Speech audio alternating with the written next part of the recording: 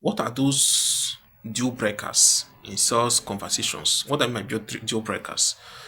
Things that usually stop a conversion from happening, or usually stops a brand from closing a customer.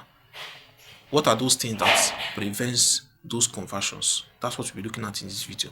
One of the things that can cause this thing is when you don't address their fears, when you don't address the objections.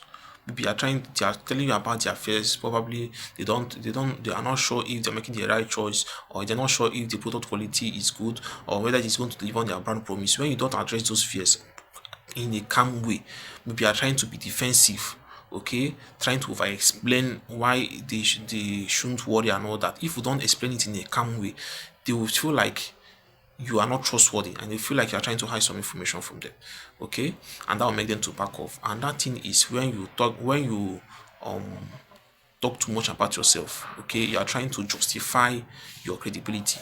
Do you understand? You're talking about yourself, talking about awards you've won, and talking about too much of people you've helped and all that. When the conversation is one-sided, customers will feel like you are not prioritizing them, okay, and which will make them to back off from the conversation. Okay. Now, another thing that can cause this thing is when you are um trying to close them too fast. Okay. When you are trying to close them too fast, they will feel like you are trying to hide some information from them.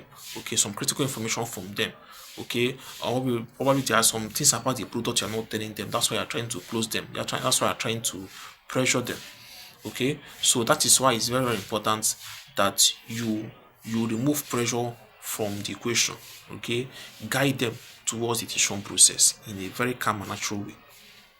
Okay, guide them to that. Okay,